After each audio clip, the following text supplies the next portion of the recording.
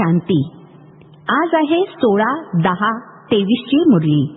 आजच्या मुरलीचे महावाक्य आहे, गोड मुलांनो, ज्ञानाचे सुख 21 पिढ्या चालते.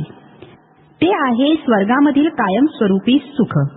भक्तीमध्ये तीव्र भक्ती केल्याने अल्पकाळ क्षणभंगूर सुख मिळते.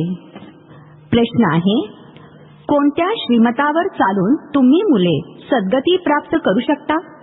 उत्तर आहे, बाबांचे तुम्हाला श्रीमत आहे. या जुन्या दुनियेला विसरून मज एकाची आठवण करा.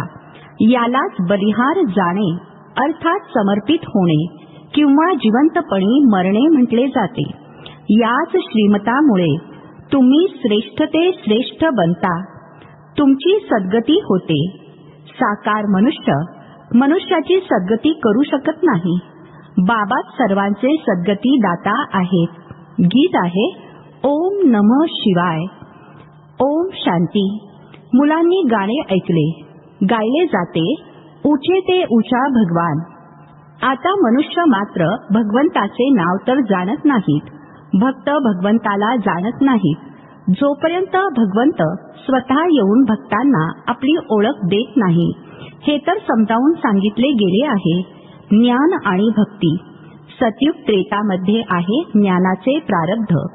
आता तुम्ही ज्ञानसागराकडून ज्ञान घेऊन पुरुषार्थ करून आपले कायमस्वरूपी सुखाचे प्रारब्ध बनवत आहात. मग द्वापार कलियुगामध्ये भक्ती असते. ज्ञानाचे प्रारब्ध सतयुग त्रेतापर्यंत चालते. ज्ञानाचे सुख तर 21 पिढ्या चालते. ते आहे स्वर्गातील कायमचे सुख. नरकाचे आहे अल्पकालीन क्षणभंगूर सुख. मुलांना समजावून सांगितले जाते की सतयुग त्रेता ज्ञानमार्ग होता. नवीन दुनिया नवीन भारत होता. त्याला स्वर्ग म्हटले जाते. आता तमोप्रधान भारत नरक झाला आहे. अनेक प्रकारची दुःख आहेत. स्वर्गामध्ये दुःखाचे नामोनिशाण सुद्धा राहत नाही. गुरु करण्याची गरज देखील नाही. भक्तांचा उद्धार भगवंतालाच करायचा आहे. आता कलियुगाचा अंत आहे. विनाश समोर उभा आहे. बाबा येऊन ब्रह्माद्वारा ज्ञान देऊन स्वर्गाची स्थापना करतात आणि शंकरद्वारा विनाश, विष्णूद्वारा पालना करतात. परमात्म्याच्या कर्तव्याला कोणीही समजत नाहीत. मनुष्याला पाप आत्मा पुण्य आत्मा म्हटले जाते.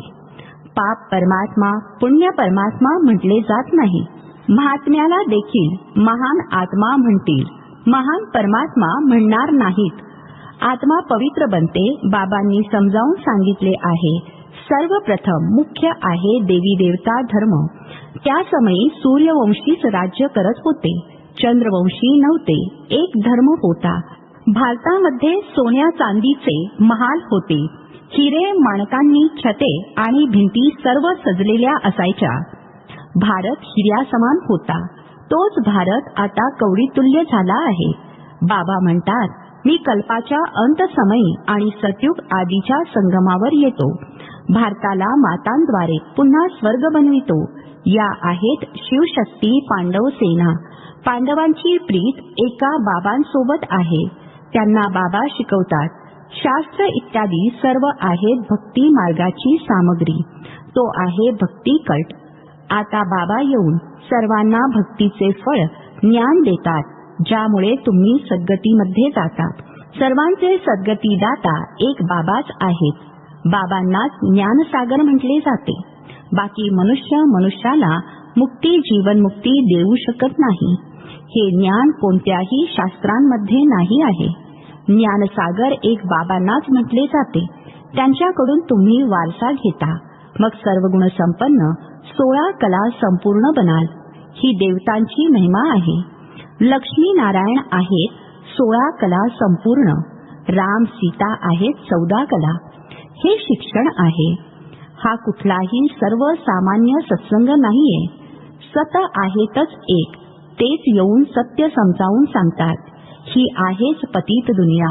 पावन दुनियेमध्ये पतित असतच नाहीत आणि पतित दुनियेमध्ये पावन असत नाहीत. पावन बनविणारे एक बाबाच आहेत. आत्मा म्हणते शिवाय नमः. आत्म्याने आपल्या पित्याला म्हटले नमस्ते. जर कोणी म्हणत असेल की माझ्यामध्ये शिव आहे, तर मग नमस्कार कोणाला करतात? हे अज्ञान पसरलेले आहे. आता तुम्हा मुलांना बाबा त्रिकालदर्शी बनवितात. तुम्ही जाणता सर्व आत्मे जिथे राहतात ते आहे निर्वाण धाम स्वीट होम. मुक्तीची तर सर्वजण आठवण करतात, जिथे आपण बाबांसोबत राहतो. आता तुम्ही बाबांची आठवण करता. सुखधाम मध्ये जाल तेव्हा बाबांची आठवण करणार नाही. आता हे आहेच दुःखधाम. सर्वजण दुर्गतीमध्ये आहेत. नवीन दुनियेमध्ये भारत नवीन होता, सुखधाम होता. सूर्यवंशी चंद्रवंशी राज्य होते. मनुष्यांना तर हे माहीत नाही आहे की लक्ष्मी नारायण आणि राधे कृष्ण यांचा काय संबंध आहे. ती राजकुमारी, तो राजकुमार वेगवेगळ्या राज्यातील आहेत. असे नाही की दोघेही आपसात भाऊ बहीण आहेत. ती वेगळी आपल्या राजधानीमध्ये होती. श्रीकृष्ण आपल्या राजधानीचा राजकुमार होता. त्यांचे स्वयंवर होते तेव्हा लक्ष्मी नारायण बनतात. सतयुगामध्ये प्रत्येक गोष्ट सुख देणारी आहे. कलियुगामध्ये प्रत्येक गोष्ट दुःख देणारी आहे. सतयुगामध्ये कोणाचाही अपमृत्यू होत नाही. तुम्ही मुले जाणता आम्ही आमच्या परमपिता परमात्मा बाबांकडून सहज राजयोग शिकत आहोत. नरापासून नारायण, नारीपासून लक्ष्मी बनण्यासाठी ही शाळा आहे. त्या सत्संग इत्यादी मध्ये तर कोणता एम ऑब्जेक्ट अर्थात ध्येय नसते. वेद शास्त्र इत्यादी ऐकवत राहतात. बाबांद्वारे तुम्ही या मनुष्य सृष्टी चक्राला जाणले आहे. बाबांनाच नॉलेजफुल, ब्लिसफुल, दयाळू म्हटले जाते. गातात, ओ बाबा आकर रहम करो. हेविनली गॉडफादरच संगमावर येऊन स्वर्गाची स्थापना करतात. स्वर्गामध्ये खूप थोडे मनुष्य असतात. बाकी इतके सर्व कुठे जाणार? बाबा सर्वांना मुक्तीधाम मध्ये घेऊन जातात. स्वर्गामध्ये फक्त भारतच होता आणि पुन्हा भारतच असणार. भारत सचखंड हे गायन इथेच आहे. आता तर भारत कंगाल बनला आहे. पै पैशासाठी भीक मागत राहतात. भारत हिऱ्याप्रमाणे होता, आता कवडीतुल्य आहे. या ड्रामाच्या रहस्याला समजून घ्यायचे आहे. तुम्ही रचयिता बाबांना आणि त्यांच्या रचनेच्या आदी मध्य अंताला जाणता. मनुष्य गातात देखील वंदे मातरम, परंतु वंदन पवित्रतेलाच केले जाते. परमात्माच येऊन वंदे मातरम म्हणायला सुरुवात करतात. शिवबाबांनीच येऊन म्हटले आहे, नारी स्वर्गाचे द्वार आहे. शक्ती सेना आहे ना, या स्वर्गाचे राज्य देणारी आहे, ज्यालाच वर्ल्ड ऑलमायटी अथॉरिटी राज्य म्हटले जाते. तुम्ही शक्तींनी स्वराज्य स्थापन केले होते, आता पुन्हा स्थापन होत आहे. रामराज्य म्हटले जाते सतयुगाला.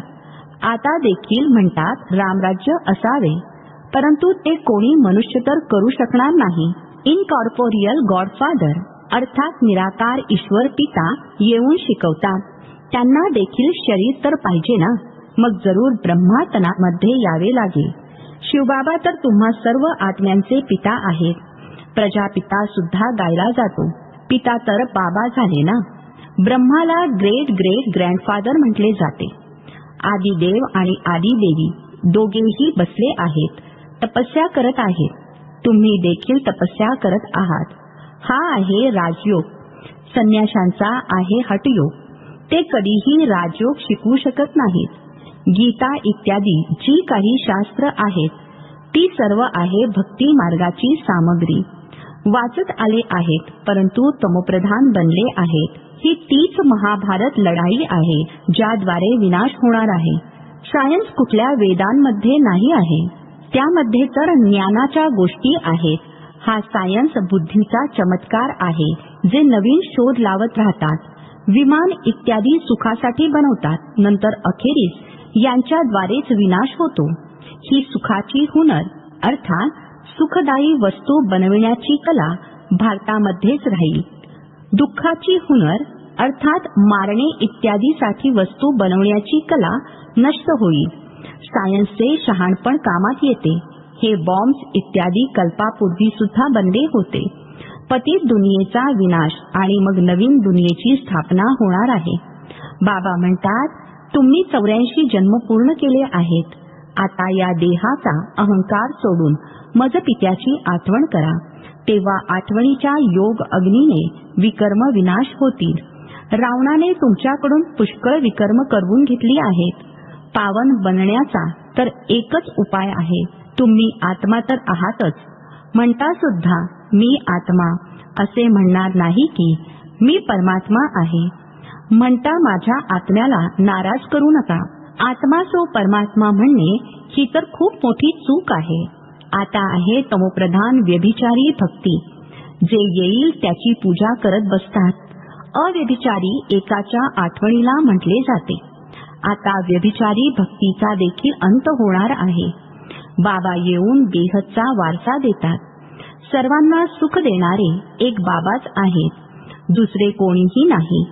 बाबा म्हणतात माझ्या एकासोबत बुद्धियोग जोडल्यानेच अंतमती सो गती होईल. मी आहे स्वर्गाचा रचयिता. ही काट्यांची दुनिया आहे. एकमेकांशी भांडण तंटे करत राहतात. आता ही जुनी दुनिया बदलत आहे. ज्ञान अमृताचा कलश पातांकडे सोपवतात.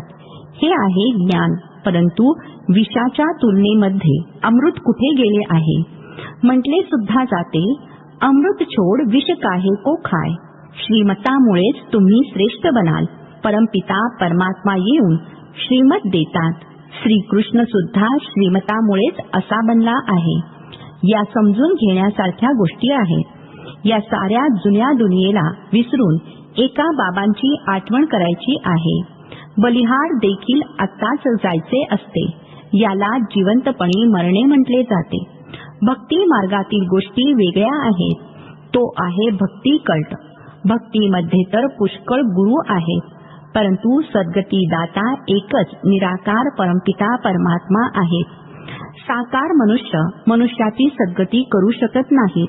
कायमसाठी सुख देऊ शकत नाही. कायम स्वरूपी सुख देणारे एक बाबाच आहेत. ही पाठशाळा आहे. एम ऑब्जेक्ट अर्थात ध्येय सुद्धा बाबा सांगतात. बाबा म्हणतात तुम्हाला स्वर्गाच्या सुखाचा वारसा मिळेल. बाकी सर्व मुक्तीधाम मध्ये निघून जातील. शांतीधाम, सुखधाम आणि हे आहे दुःखधाम. हे चक्र फिरत राहते. यालाच स्वदर्शन चक्र म्हटले जाते. या ड्रामाच्या चक्रातून कोणीही सुटू शकत नाही. प्रत्येकाचा पूर्व नियोजित अविनाशी पाठ आहे. बाबा तुम्हाला शिकवून मनुष्यापासून देवता बनवत आहेत. तर जितके जे शिकतील मग कोणी राजा बनेल, कोणी प्रजा बनेल. सूर्यवंशी घराणे आहे ना. सतयुगामध्ये सूर्यवंशी होते तेव्हा दुसरे कोणीही नव्हते. भारत खंडच उच्च ते उच्च सचखंड होता. आता झूट खंड बनला आहे. यालाच रौरव नरक म्हटले जाते. पैशासाठी किती मारामारी होते.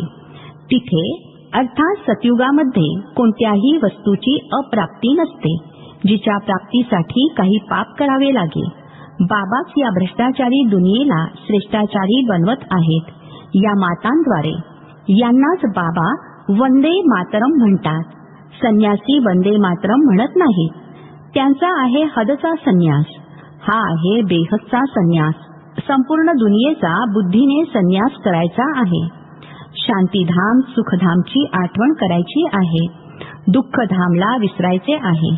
बाबांची ही आज्ञा आहे. बाबा आत्म्यांना समजावून सांगत आहेत. तुम्ही या कानांनी ऐकत आहात. शिवबाबा या कर्मेंद्रियांद्वारे अर्थात ब्रह्माटनाद्वारे तुम्हाला समजावून सांगत आहेत. ते आहेत ज्ञानसागर. हे कोणी साधू संत महात्मा नाही आहेत.